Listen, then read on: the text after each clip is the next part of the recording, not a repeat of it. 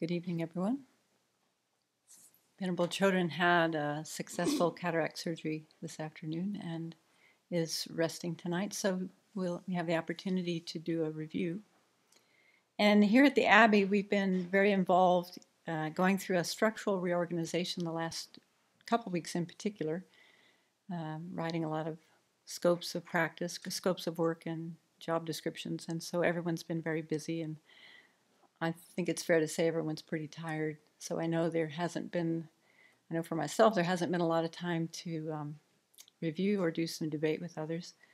But tonight we'll just go through a very broad overview of some of the things that we've been studying and memorizing, debating. And then we'll see how far we get with the new information that Venerable introduced last week on functioning things and how they're divided. So let's begin with setting our motivation.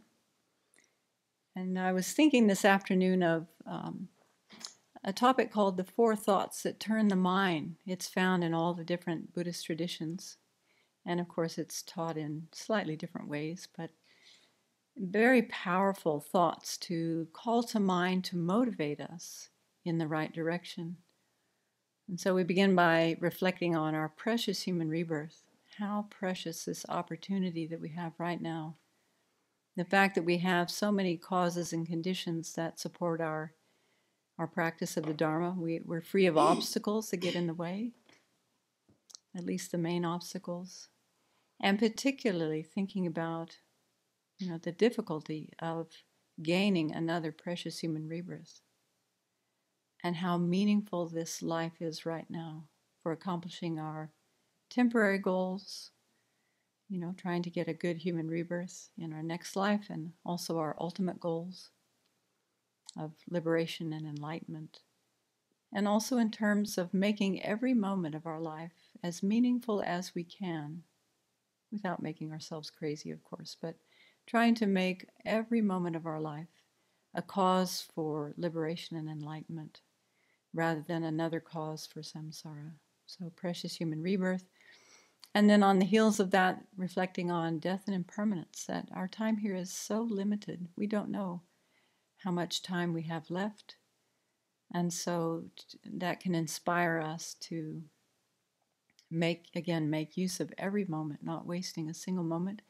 Venerable Chodron is a great example of someone who is aware of the preciousness and the fleetingness of every moment of life.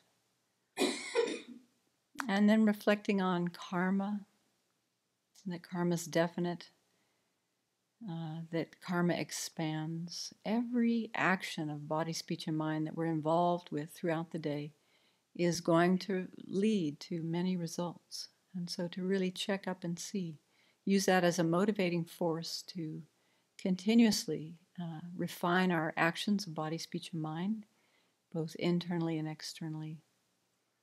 And also reflecting on samsara, the suffering of samsara in general. The fact that even if we do achieve the causes for a good rebirth, samsara is a less than ideal situation for all of us. And so taking those to mind, of course, as to the degree that we're familiar with those, to that degree they inspire our mind and turn our mind towards the Dharma. And we can add one more, and that is our bodhicitta motivation, that we're continuing to listen and reflect and meditate on collected topics and how to debate, so that we can increase our wisdom, our special insight, increase our capacity for vipassana, so that we can be of greater and greater benefit to all kind mother living beings. So just take a moment to generate that kind of far-reaching motivation in your own mind for our time together tonight.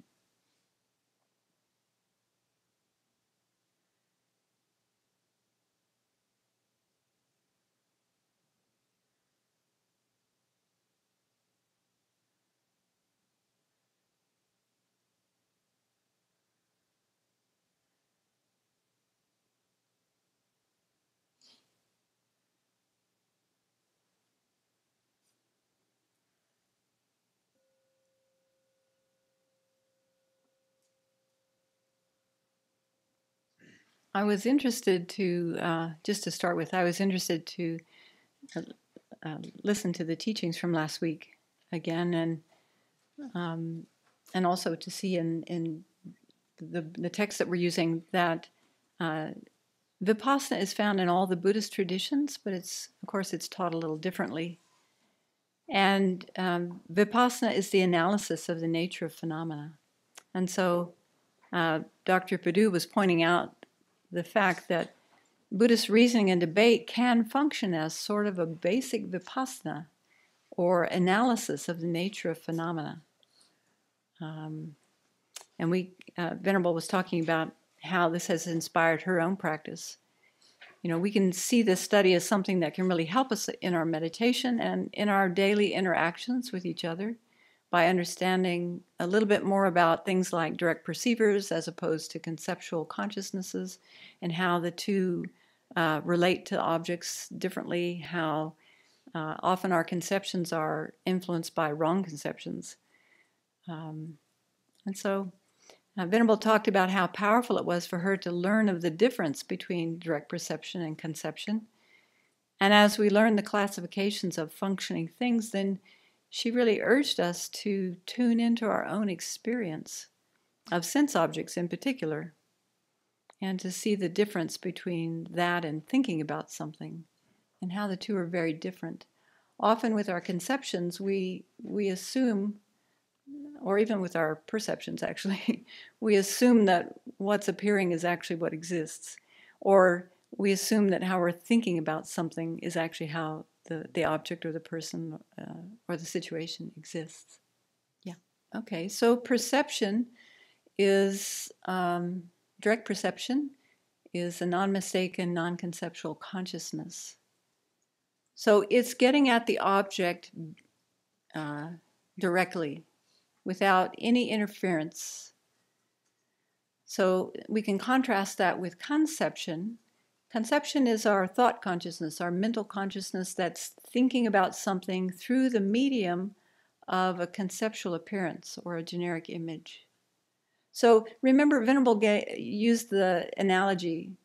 If we look at this striker, we see it, and if we stared at it for a while, we'd really get to know all the different features and specific qualities of this. And then if we put that away and I say, close your eyes and now think of the striker, and then compare the two understandings, or what we know, how it appears to our mind actually. One is direct perception, directly our sense consciousness. You can also have direct perception with mental consciousness, but we know the sense consciousnesses right now. So with our eye consciousness, we can see the shape, the color of this striker. When we think about it, we aren't in touch with so many. We have a general image, a general knowing, or we can see the general characteristics of the striker, as opposed to the specifically characterized features of the striker. So that's a great exercise to do, to get a strong distinction, a strong awareness in our mind of those two types of awareness. And we'll go into a lot more detail in the next chapter or two. I can't remember where we go into. Well, when we go into more detail about consciousness, we'll look at, well, what are some of the types of direct perception? Because there are categories, of course, categories to learn. And then there are different types of conceptual consciousnesses too. Some of them are valid in both categories. Some of them are valid, some of them are not. And in fact, some of them are just wrong. So not in direct perception, but with conception. So we'll go into a lot more detail. But maybe for now, we can just practice noticing the distinction between our direct perception of something and our conceptions. I was having a short conversation with our guest, Venerable Chuyang, today at lunch, and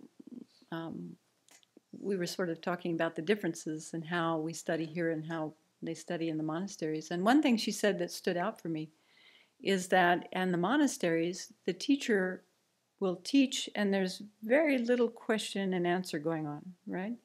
The teacher just teaches, and then if the students have questions, they take them to the debate ground, right? that's where you work out your doubts. So I found that very encouraging, and it reminded me of what my own teacher, Geshe Tashi Tsering, used to say, that 25% of our knowledge comes from the teacher, or the text, both together, and then 75% comes from our debates, our discussions, our conversations with our classmates. So we don't have a lot of time carved out here for those kinds of practices, but we can try to squeeze them in as we can, because that will increase our knowledge. Okay, so let's warm up with a little bit of debate practice. Repetition really is the key here. What I found in my own practice of memorizing was that I could memorize something one day and it would be gone the next day.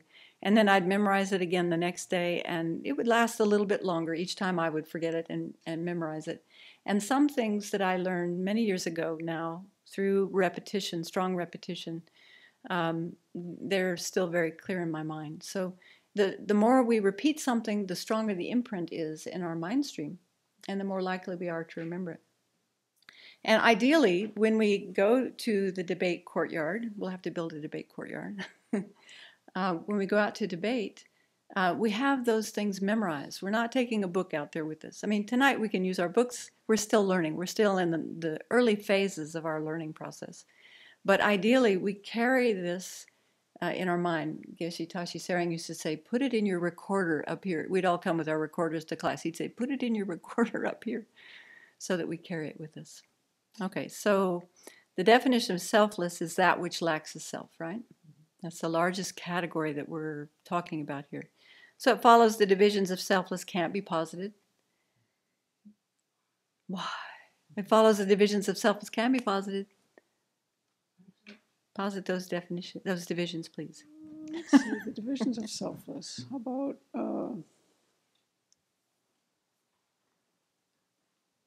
existence and non-existence? Okay, so it follows that the divisions of selfless are existence and non-existence. That's right. So if a category includes both existence and non-existence, existent and non-existent phenomena, the category is existent. How would you reply? You agree. I accept. Why? Oops. Anybody, why?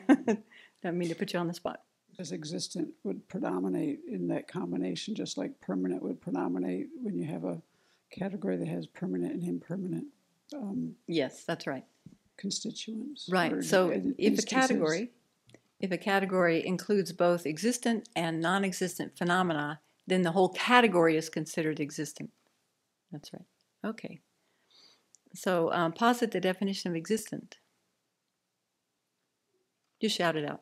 That which is observed by a reliable cognizer. That which is observed by a reliable cognizer. So it follows the definition of existent is that which is observed by a reliable cognizer. Very good.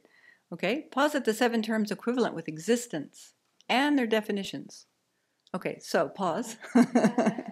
What I think would be more helpful than just 1 or 2 people answering is turn to someone around you, and one person lists the 7, and then the other person try to give as many definitions of those 7 equivalents to existent as you can. Okay, so we just take a few minutes to do that. Okay, so let's recite them together. Existent, established space, object of comprehension, object of knowledge, object of comprehension of an omniscient consciousness, hidden phenomena. Okay, so use whatever memorizing tools you can. Like the first 3 are very similar in their definitions, aren't they? You're just changing observed, realized, or established, realized. So those 3 are very similar. And then the next 3 are in terms of how long they are. Object of knowledge, object of comprehension of an omniscient consciousness. It helps me remember, okay? And then we have the 2 phenomena, and they go the other way. Hidden phenomena and then phenomena. Okay, so if you can start seeing, find whatever tools, whatever tricks you can to remember them in order, you're more likely to memorize them. Because then you start seeing, oh, that's number 5. What happened to number 4? You know, you can memorize them like that. Okay. How does existent compare with any of these 7 equivalents? Mutually inclusive, right? They share the 8 doors of pervasion. All the equivalents share the 8 doors of pervasion. Whatever is an existent is necessarily an established base. If it's an established base, it's necessarily an existent, etc. Okay? How does existent compare with any of the definitions of these 7 equivalents? Mutually inclusive, right? Because a definition and its definition are mutually inclusive, but also the definiendum and the definition of anything equivalent with it are also mutually inclusive. Okay, any questions about that? The definiendum and its definition, or the definitions of anything equivalent to that definiendum.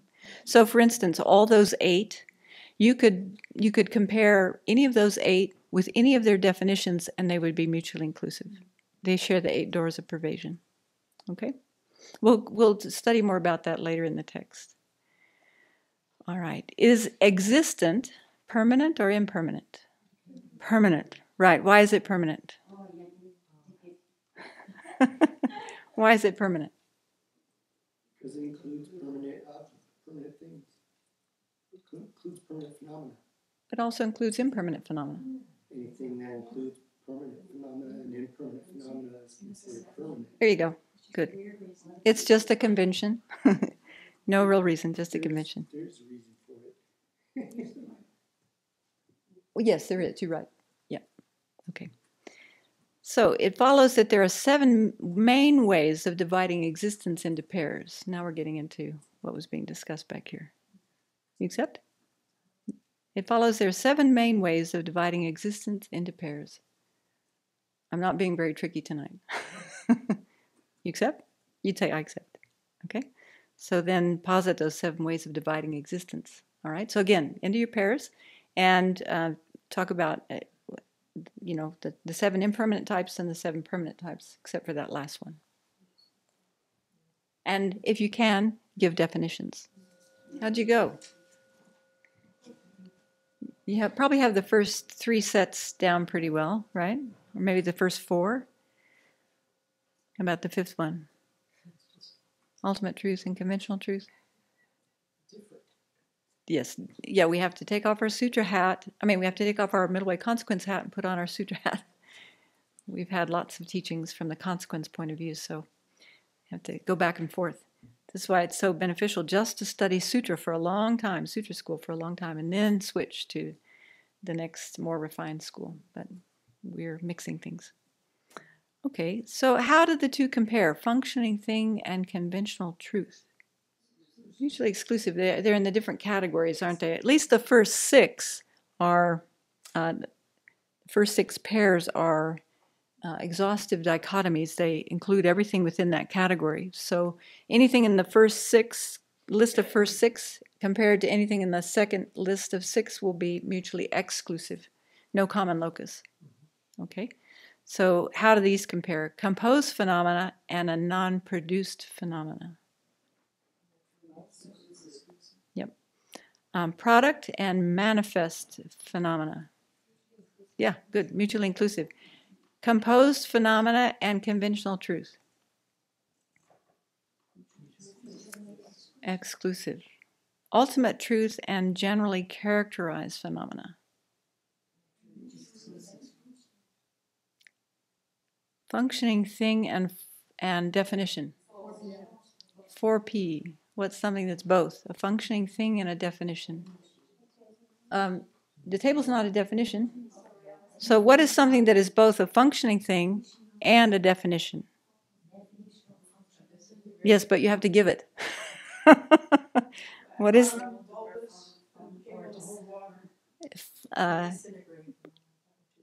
That's shorter. Disintegrating phenomena. Yeah, a round-bellied, flat-bottom, bulbous water holder, or phenomena that is able to hold water. Yeah, that's the definition of a vase, isn't it? That is a definition, because it's the definition of vase or definition of composed phenomena, and it's a functioning thing because it's able to perform a function. It's impermanent phenomena. Okay, something that is, what are we comparing here? Oh, functioning thing that is not a definition. Table. What's something that is a definition that is not a functioning thing? Very good. So the definition of permanent phenomena, right? The common locus of a phenomena and the non-momentary.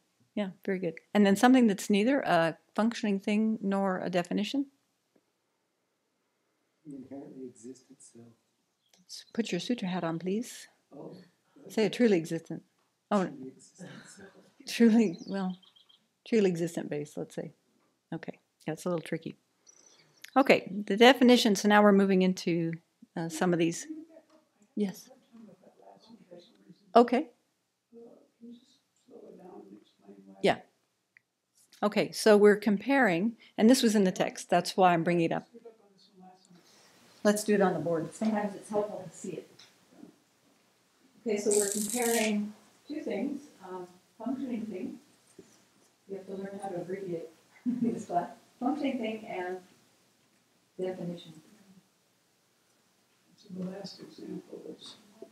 Okay, so if we had a 55-gallon drum, it would be full of definitions. So all the definitions that we've learned would be in this drum. We have definitions for impermanent phenomena and definitions for permanent phenomena.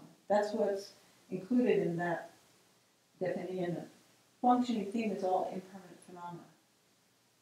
Okay, so something that's both a functioning thing and a definition will have to be, it has to be a definition, because it's going to be both, and it has to be a definition that of a functioning thing, because a definition of a permanent phenomena won't satisfy both categories. So momentary phenomena, right? Momentary phenomena, that's a definition of impermanent phenomena, and it's a definition. Okay, so what is something that is a functioning thing, but not a definition? Table. Table. Okay, it's a table because it's a functioning thing because it's able to perform a function of a table, and it's not a definition because it's just not a definition. It doesn't fit the definition of definitions. It's a definition. It's a definition. Thank you. Yes, that's a good way to say it because we haven't studied the definition of definition. What is something that is a definition that is not a functioning thing? The common locus, the phenomena, non-momentary. Common locus, etc. Phenomena and the non-momentary. So that's the definition of permanent phenomena. So that's a definition, and it's not a functioning thing because it's. We learned that even the definition of a permanent phenomena is considered permanent in this system. Is that enough? So it's a definite. It's not a definition. The last one, I don't remember what he said. Was it an example of a non-existent? It was an example of a non-existent, but it doesn't have to. It doesn't have to be. It could be uncomposed space. Right. It could be any permanent phenomena. You could even say permanent phenomena. You say permanent phenomena. You could say uncomposed Any space. definition that is permanent. Or non-existent. Or that is not a definiandum that is not a functioning thing. Right. Which means Could permanent. be non-existent, could be. Well, okay, so. That's why the first example was a non-existent, but I don't think you can have a definition of a non-existent because they have a phenomenon. We said there were no definitions of non-existence, or there's not a definition of non-existent because it doesn't have characteristics. But is non-existent a definiandum? Yes? Is non-existent, the term, Non-existent. is that a definiandum? Yeah, it's argued differently. Argue differently, okay. Yeah. There you So go. some monastery is accept is a definiandum, but some don't. Oh, yeah. Sorry. Yeah, they have different way. Some accept is a definiandum. Some didn't. Some monastery didn't accept. Yes. Because if it's a definiandum, we should need the definition. Right. Yeah, definition. So some people said, we don't have definition to non-existence. So that's why it's a not definition. But some people said, we have definition to the non-existence. Right. So we should need accept the definition, because some people create new definition, and also some people bring some reference from the, I think in 1/5 Dalai Lama, in his book they have something, one definition on for non-existence, but it's so people bring it to reference, and then non-existence, definition. Good, thank you. Yeah. Thank you. Okay. So always say, if it's, when you're thinking it's a definition or not, then if there's a definition, then it accept to definition. If there is no definition, then it didn't accept to. Good. That's a good way to remember. For example, this is a phenomena and functional phenomena, but is it a definition? No, because we don't have a specific definition on this book, so that's why it's not definition.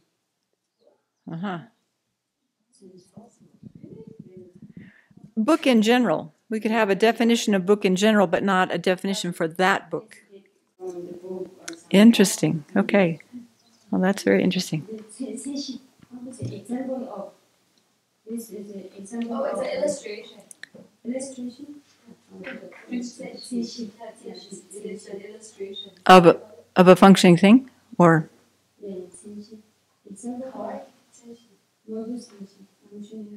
functioning thing. It's an example or an illustration of a functioning thing. Yeah, all the impermanent. Okay, good. Thank you. That's a point we hadn't come to in our text, so that's great. Okay. All right, so let's review just a few of those definitions. Did you have to, you probably had to look in your books. That's all right. You have more repetition, and so the definition of functioning thing can't be posited. Oh, so it follows the definition of functioning thing can be posited. Okay, someone else other than Venerable Tarpa. What is the definition? This is why I have you break into pairs, otherwise thank you, but yeah. The definition of functioning thing is that which is able to perform a function. Okay, so the definition of phenomena that is a non-thing can be posited. What would you say? I accept. Posit that definition. The definition is that which is unable to perform a function. Okay. Anyone else? She's shaking her head. What do you have to say? That which is empty of the ability to perform a function. A phenomena, thank you. We need to include phenomena. Why? Why do we need to include phenomena in that definition? Otherwise, we would include non-existence. That's right. Okay. If something is selfless, it is pervaded by being a functioning thing.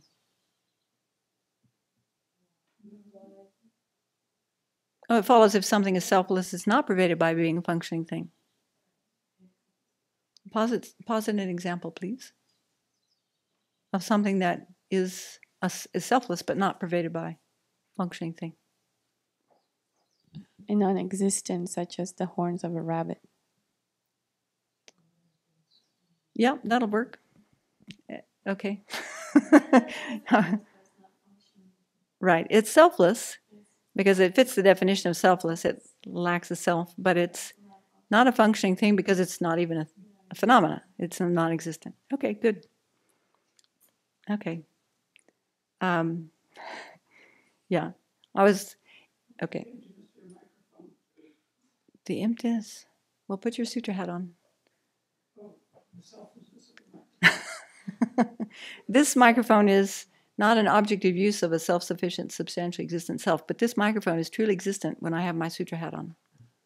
I was talking about the selflessness of the microphone. Yes, this is an objective use of a person who who is not self-sufficient, empty of being self-sufficient, substantially existent. Basically, that's how you talk. That's one way of talking about the selflessness of the microphone. It relates back to a self-sufficient, substantially existent self. If you're talking about they don't have a selflessness of phenomena, so you have to tie it to the right. They don't have.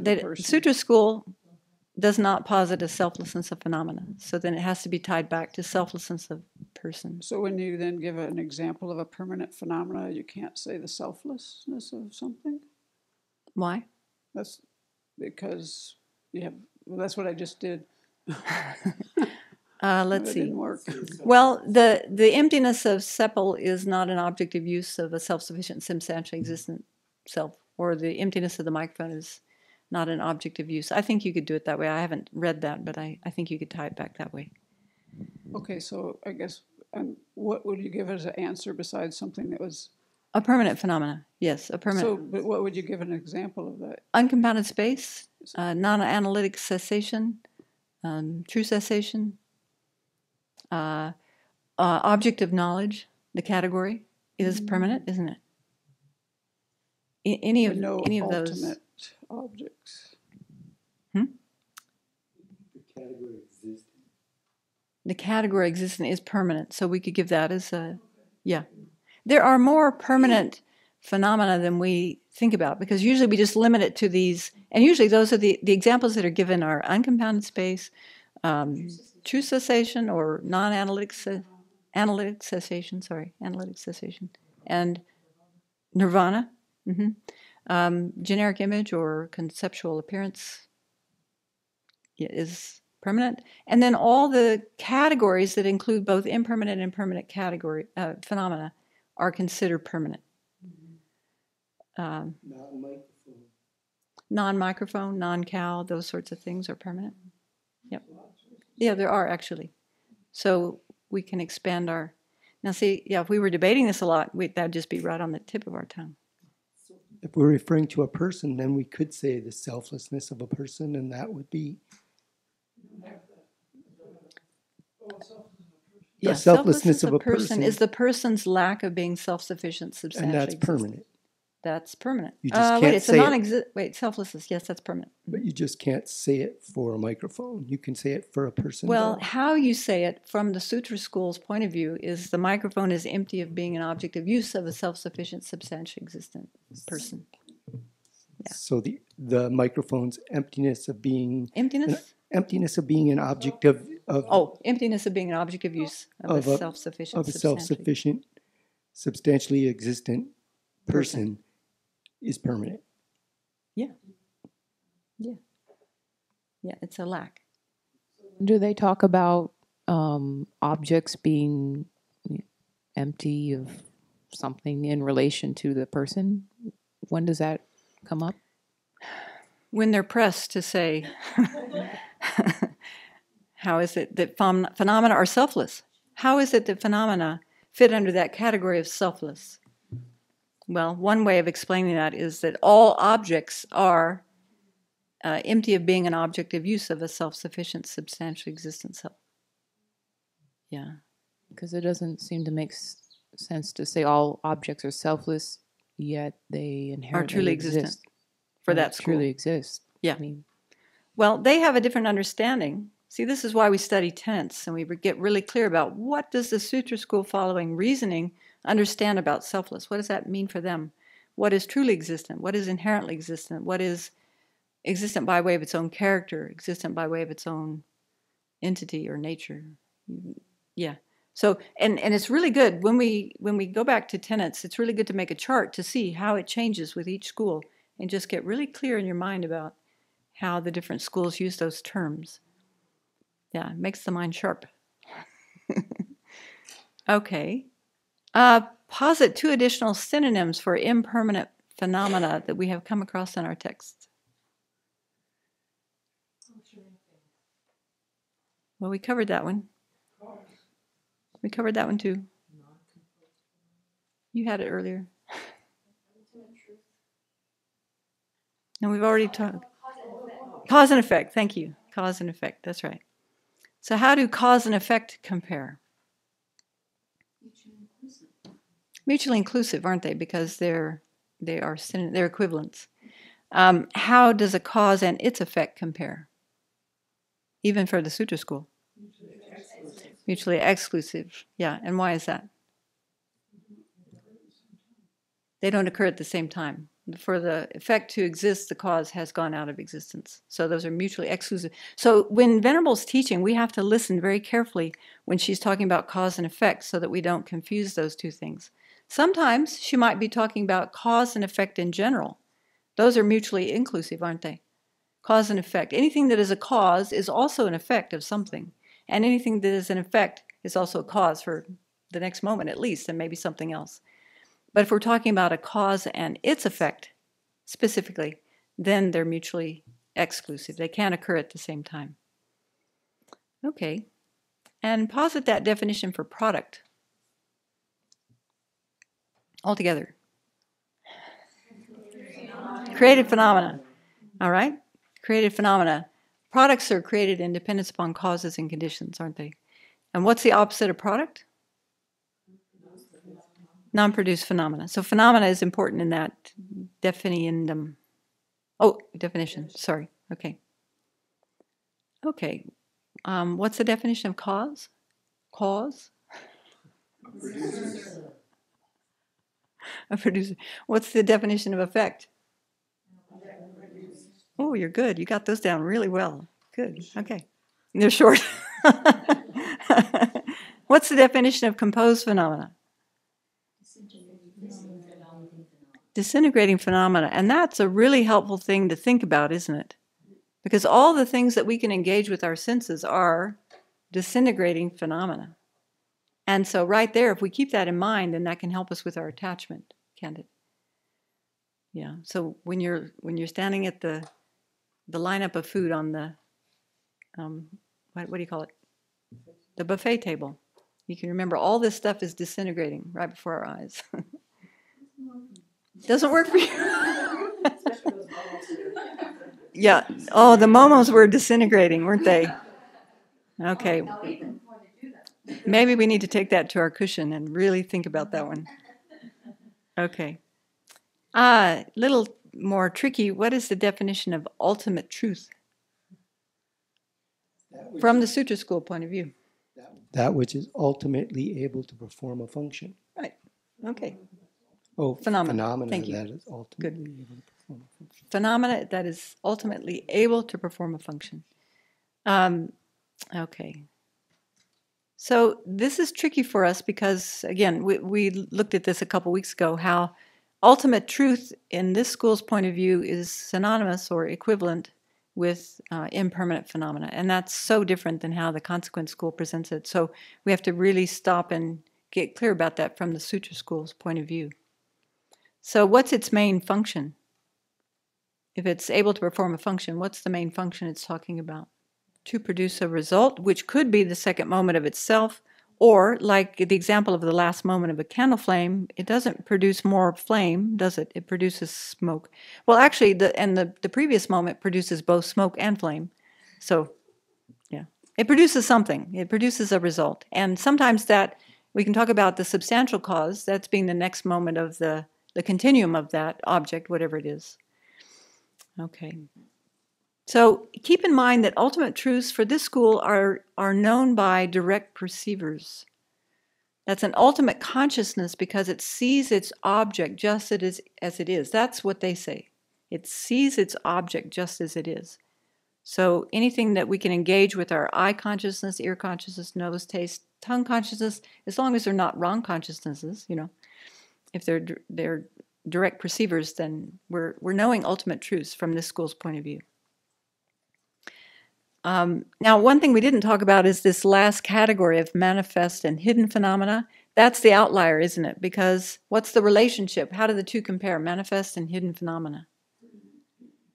3P. Which option doesn't exist of those four? There is nothing that is a X that is not a Y. There is nothing that is a manifest phenomena that is not also a hidden phenomena. And why is that? Manifest phenomena are a subset of hidden phenomena. Yeah, manifest phenomena are a subset of hidden phenomena, but also manifest phenomena can be known by a direct perceiver, and it can also be known by a thought consciousness. So therefore, that's included within hidden phenomena. whereas hidden phenomena can only, permanent phenomena can only be known by a thought consciousness for this school. We'll come back to that. Okay, so how do the two compare, impermanent phenomena and ultimate truth? Mutually inclusive, very good. That, you agree? You're not sure? Okay. Impermanent phenomena and ultimate truth. Doesn't it hurt your brain? It does hurt. It hurts, doesn't it? Mutually inclusive for the Sutra school. Mutually inclusive for the Sutra school. That's a way to get around. Yeah. That's right. Okay. All right. Now, this is where I think probably all of us, if not, probably most of us are a little shy on the definition of specifically characterized phenomena. Okay, I will. So it's a phenomena that is established by way of its own character. They say everything, all phenomena are established by way of their own character, but, oh wait, yeah, that's true. And it is not merely imputed by a term or a thought consciousness. Now remember, Venerable made a distinction between merely imputed and imputed. So impermanent phenomena are not merely imputed by a term or a thought consciousness. They can be imputed. We saw one example at least of something that is imputed by a term. And that was person, right? Person is impermanent. It's a specifically characterized phenomena. But it's not merely imputed. It's imputed, it's not merely imputed. Merely or only imputed by a thought consciousness. Okay. This is tricky, and I found something in Meditation on Emptiness tonight that I was so happy to find, and I'm going to share it with you. This is on page 224, and it's about color, but I think we can understand it more broadly. Okay, so it talks a little bit about color, and then it gets more about what an eye consciousness actually sees, which you've been asking about for the last couple weeks. Okay, so we looked at primary and secondary colors like cloud, smoke, dust, mist. Those are tricky for us because we think of secondary colors as a mixture of primary colors. But Jeffrey Hopkins says, it is not that clouds and so forth are secondary colors, but that their colors are secondary colors. So it's the color of cloud. Why doesn't it say the color of cloud then? Because we say a white horse is not white. We say it's a horse.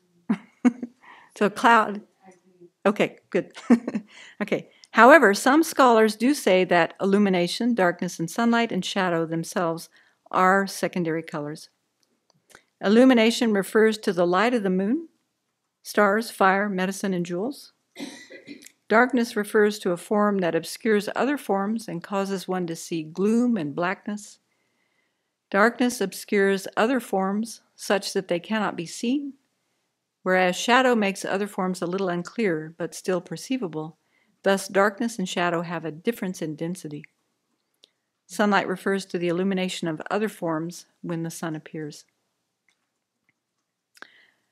An eye consciousness actually apprehends only colors and shapes. Page 225. Although pots, pillars, and so forth appear to an eye consciousness, and although it is said that an eye consciousness sees them, pots, pillars, and so forth are not objects of apprehension by an eye consciousness. Ugh.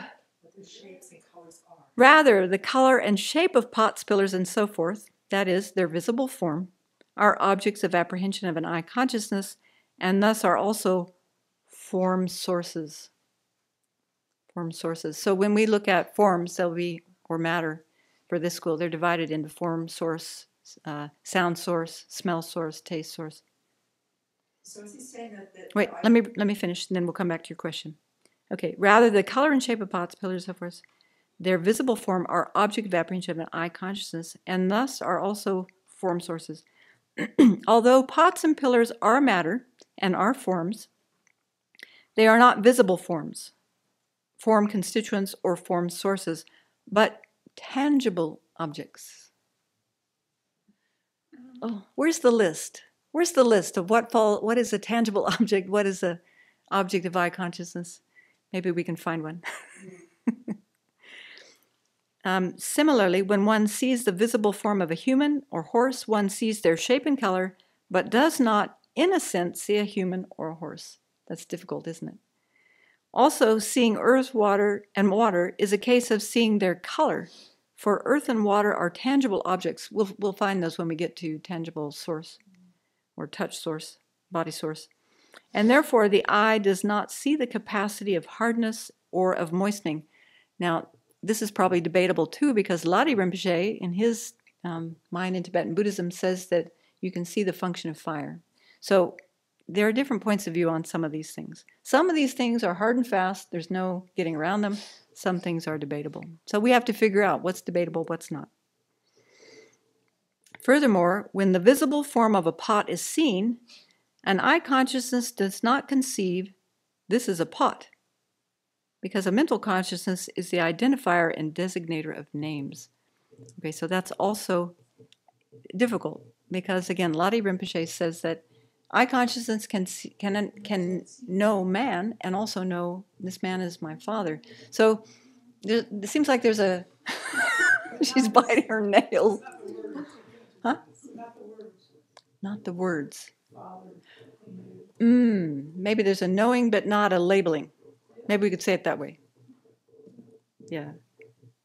So I thought that was very interesting. Which book is that? Meditation on Emptiness by Jeffrey Hopkins. It's a great resource to have. Yes. Hard to read from cover to cover, but a great resource. Although you probably have. Have you read this cover to? Yeah. Okay, good. I rejoice. I haven't. So is this school saying that the eye consciousness identifies the basis of designation but not the designated object? When it says shape and color, I mean, we're basically down to the basis of which is labeled.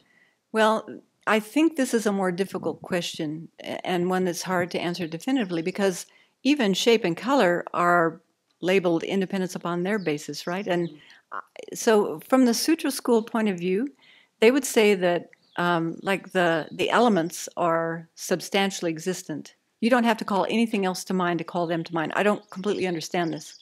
But to call the person to mind, you have to depend on the aggregates or the shape and color. Yeah, okay, so if you're calling the body to mind. Yeah. Can you shed some light on that? What does the Sutra school define as the basis of designation? Is it similar to what the Consequence school says? Well, they say that the person is imputed independence upon the five aggregates. All the schools would agree to that basic definition. The person is a being which is imputed independence upon the aggregates. But then if you go further, are the aggregates also imputed on their basis of designation? And that's where it gets a bit murky. Prasanghikas would say everything's merely imputed. Right. It's easy for the middle way consequence school. Everything is merely imputed. Yeah. Good. I really couldn't understand the basis and something, but I can share a little bit about how our eye works. So, as Venerable Simgila mentioned, is from this book, the eye see only the color and shape. So I think that's true, because our eye consciousness observe the object where is a shape, and then the color is based on shape. If there doesn't have any shape, then it's very hard to observe the color. So but we know our father and our house through our eye, but it's driving. Our eye first catch the shape and color, and then they have something certain layer, then it's driving our inner consciousness. Mental consciousness? Mental consciousness. And then this catch we remember this is my father, this is our house, this is our nunnery. Yeah. So I think it's true. the eye can see only the shape and color. And it's only mental consciousness that is identifying Yeah, identifying person or yeah, different. And this is my father, this is not, this minority, this not, this mental consciousness, but it's driven by the eye consciousness. yeah. I think this is one of those points. We'll be going around and around. But people, Just one moment. they have also argued the mental consciousness can see the object, recognize object after the eye consciousness or not. So the what we study is now is the lowest one. Mm-hmm. So in this, the concept of their textbook is the mental consciousness which drive from the eye is can't catch the object and can't make the decision. This is true or this is not. The mental the consciousness. Arguing. But in on the upper level, they accept that the eye consciousness can know those things? Can drive the mental consciousness to, to perceive, to make the different. What was to identify it? Yeah, to identify it. Okay. I'll have to think about that. Yeah. Here's what our friend Venerable Dunyu had to say on this. Yeah, cool debate, huh? Okay, so the texts I've seen don't talk much about seeing things. They use a vocabulary more like an eye consciousness apprehending or perceiving vase. Then, yes, they also speak of them appearing to eye consciousness. He says most debaters accept that vase is a shape. Please give some good reasons in support of it being non-shaped form. Sorry, Venerable, you can't raise doubts without getting the homework to check them out. The examples I've seen which speak of fire refer to an eye consciousness perceiving the color of fire. Also with the Father, the way I've seen it is the sense consciousness perceiving the Father's form in the continuum of the baby. Still, when pressed, many people will say that there can be an eye consciousness perceiving a person, but that it still doesn't give the consequence that a person becomes a form source. It's not a form source. So form, those 5 sources are not exhaustive. There's form source, sound source, smell, taste, touch source, and then maybe some other things. Okay, like person, which doesn't fall into... Usually we consider the person is... usually we consider the person is Deminduce. Yeah. So it's so all of this basic debating is the main purpose to know the emptiness and to impermanent. So when you looking at the person as my father, then it's look carefully. Then our eyes saw just only our shape and color. Then we think carefully. Is the color is our father? Then it's difficult to say yes. So it is. So that's why the person is include Deminduce. How to call it? Abstract composite. Abstract composite. So that's why I think it's our eye can't see a person. Yeah, can't see person. Yeah. Okay. Good. We'll keep debating it and see what we come up with. How to call jiden takpa? And just the saying, people saying. Oh. Yeah, the common people thinking. Yeah. Oh, this I saw my father. Then it's not deeply, but common. Yeah, or like I planted a tree. We may have planted a seed, but we say I planted a tree, or we point to our adult child and say, "This is my baby." Yeah. So I think you can tell that it's not just the eye consciousness that's involved, because of people with amnesia or Alzheimer's or some other psychological disorder, they can still perceive an object, but they don't recall what it is, or a person. So they can see it loud and clear, but they can't access their memory. So it involves, other processes. And there was a psychologist called Oliver Sacks, and he's pretty famous. He wrote a book called The Man Who Mistook His Wife. Oh yeah, The Man Who Mistook His Wife for a Hat. And like all kinds of, crazy things that happen to people's brains. And yeah, I think those can be used as examples to show that the eye consciousness can't label and recognize things. That's what I would argue. Did you have something to add? Okay. I argued that the other way when we did this last time, Yeah. from my experience. But anyway, we'll talk about that later. I don't understand in the definition of specifically characterized phenomena why they put the word merely in there. Do Well, you know? I can only talk about the way Venerable explained it, because I haven't seen that distinction before. But when I thought about it and talked about it with others the day we had the practice session, what we came up with is that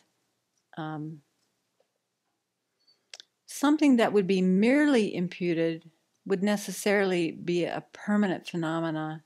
That's the only way, from the Sutra school's point of view, the only way you can know a permanent phenomena is through imputing it, because they say you cannot have a direct perception of a permanent phenomena.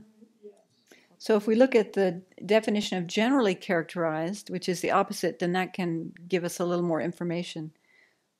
So it's a phenomena that is merely imputed by a term or thought consciousness and is not established as a specifically characterized phenomena. So I'm assuming that that's included. So that's going to exclude something like a person, because a person is imputed. It's not merely imputed, and it's not established as a specifically characterized phenomena. But keep thinking about it, and let's see if we can. It's really helpful when we have a definition that has two parts to think about, why is the first part necessary? What would be the fault if you didn't have the first part? Why is the second part necessary? What would be the fault of not having that second part available? Person is established as a specifically characterized phenomenon? Yeah, a person is impermanent, right? Yeah. I thought you just said it wasn't. Oh, if I did that, I misspoke. No, a person is a specifically characterized phenomena, but it's not. So this is the definition of generally characterized phenomena. Yeah. It's saying a phenomena that is merely imputed by a term or thought consciousness and is not established. So you could say a phenomena that is merely imputed. What if you didn't understand what merely imputed means? So Venerable Chodron made this distinction between just imputed, which would make room for things like person. I don't know of any other example. Time. Would time be merely imputed? I think it would. Not merely imputed. Sorry, not merely imputed. But it's impermanent.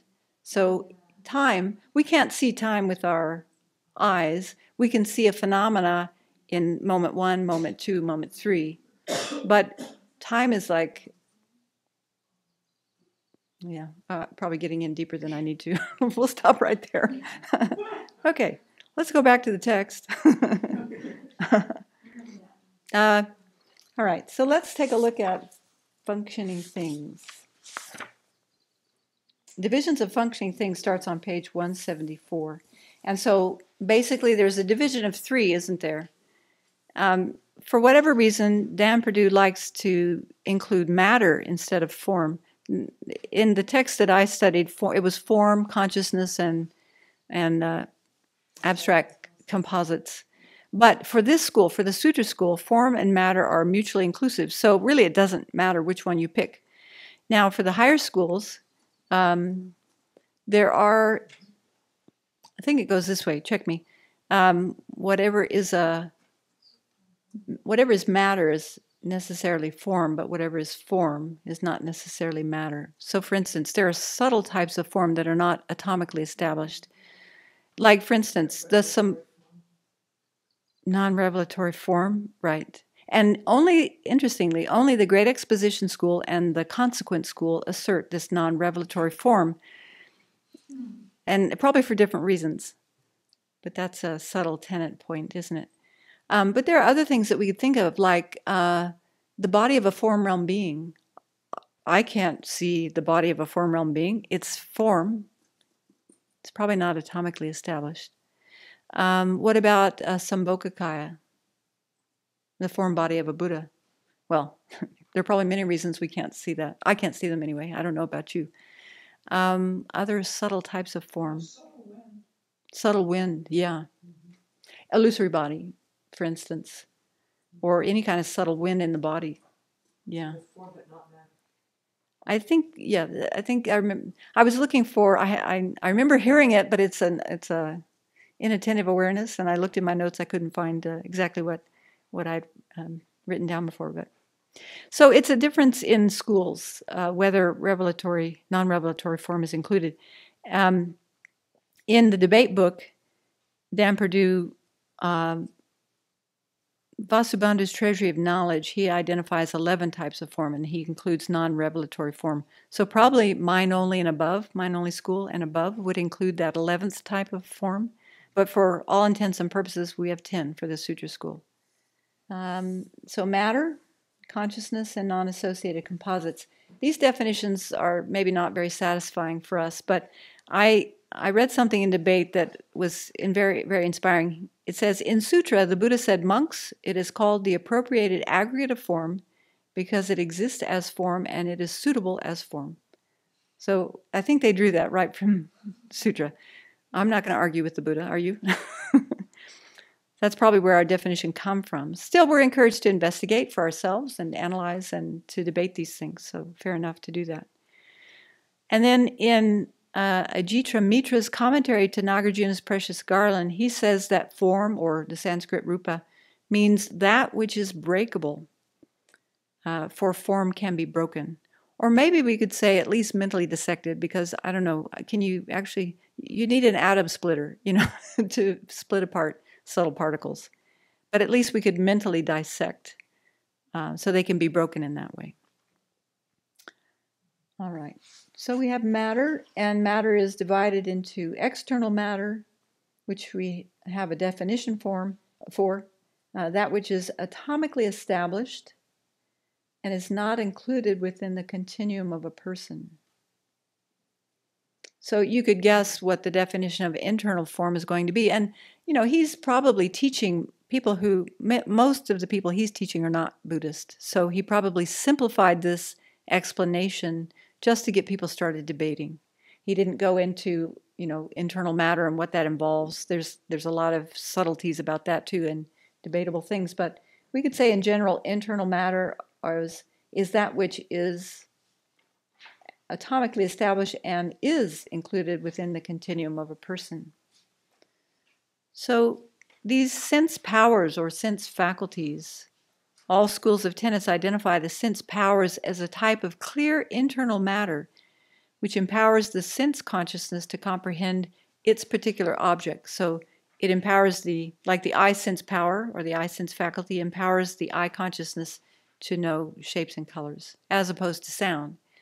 See, our consciousnesses are restricted. Our eye consciousness can only know shapes and colors. It can't know sound, whereas a Buddha's consciousnesses are completely expanded, and eye consciousness knows all phenomena. Inner consciousness knows all phenomena. There are stories about enlightened people who can read through their fingers. Their eyes go bad. So, yeah, we can look forward to that. Okay. He does go into internal form later, 186. Okay, good. We'll get to that. Okay. So then Venerable went into this explanation. She was going very quickly at that point, and she was talking about the 12 sources. Did you catch that?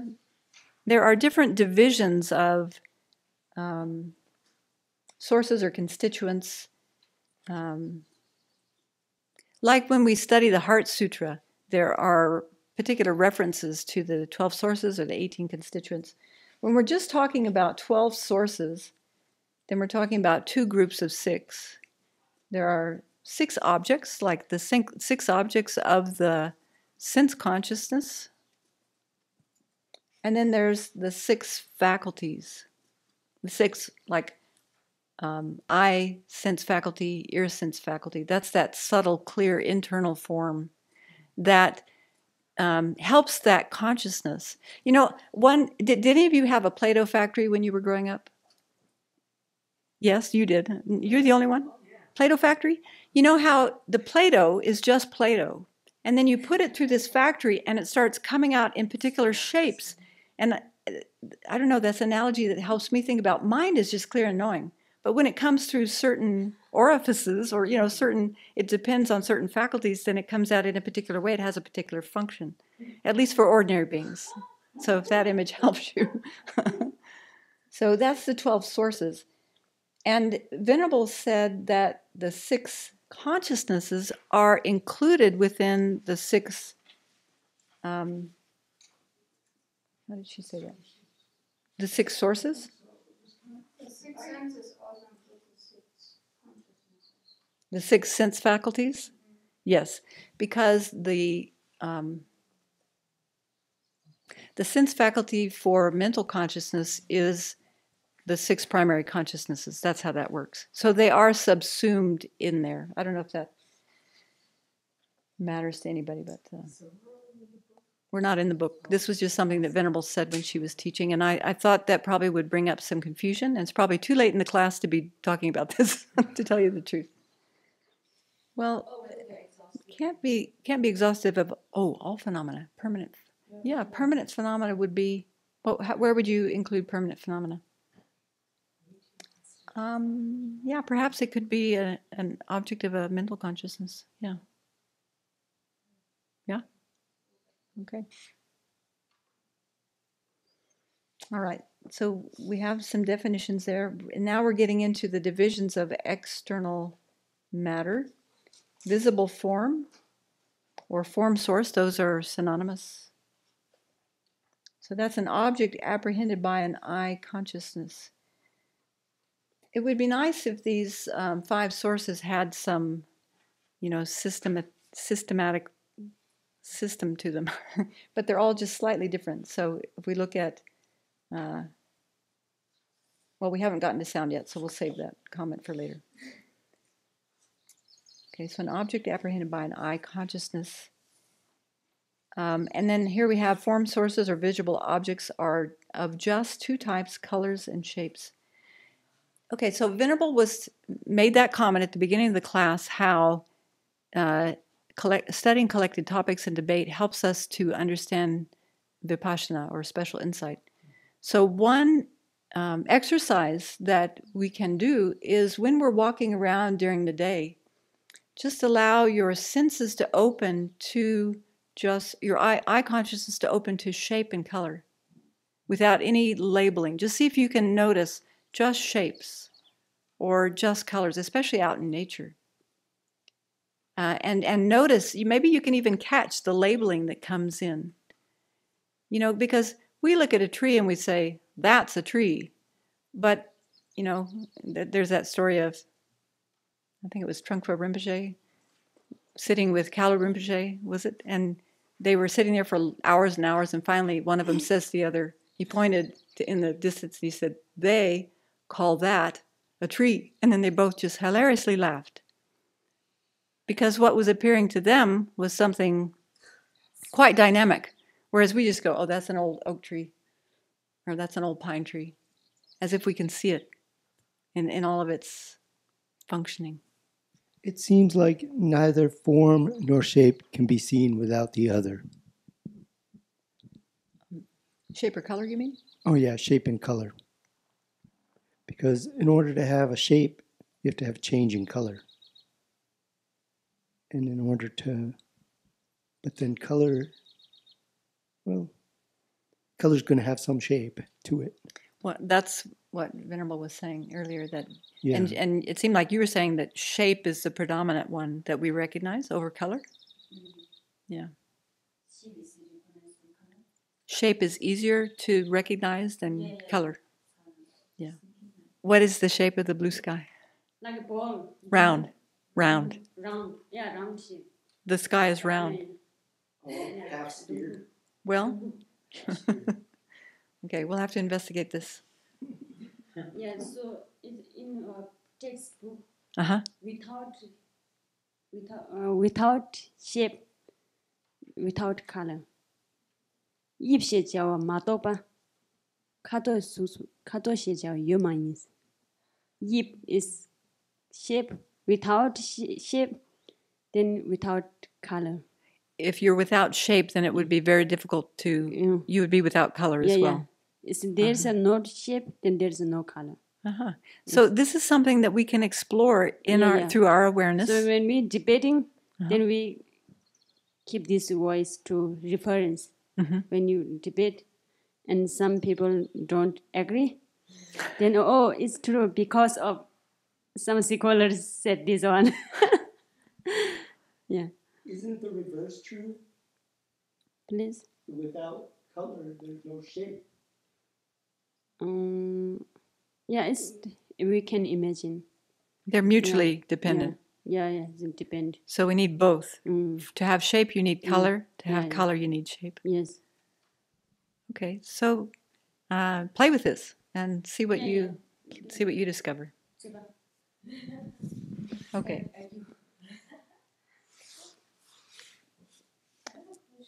Okay.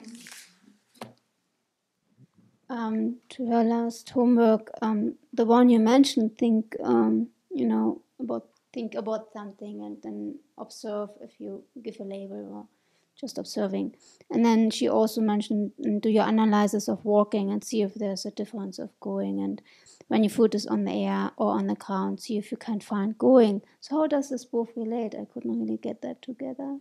How does this book relate? These two analyses or meditations relate to each other. The one... Well, when we're developing special insight, we're really developing our wisdom, aren't we? And we're trying to understand how things exist. The more we understand how things exist, we will understand how they don't exist. So if we can understand how walking, for instance, going or coming, is dependent on so many factors, and when you look for it, you cannot pin down something that is the walking, because of all the different consequences. It's not what's already been walked, what already gone over, the gone over, and the yet to be gone over, and the being gone over. None of those, which of those would be the walking? And then the being, if you say it's the being gone over, then is it the first part of the being gone over? What part of your foot? Is it the first atom of your foot? And so it helps us to understand that things don't exist the way they appear to our sense consciousnesses, or even to our mental consciousness for that matter. And the more we understand cause and effect, and also this interdependence of parts, then the more we'll understand the lack of inherent existence, the lack of things appearing one way, but existing another. So that's my understanding of what Venerable was after. Like, for instance, I remember when I first studied that text, we use language so loosely. Like we say, well, there's a prostration. Well, where is the prostration? Is it this movement, or is it that movement, or that movement, or that movement? Like, where is the prostration? It's none of those individual moments. But yet we talk about, and of course, conventionally, we have to talk about things in a general way. We're doing prostrations now.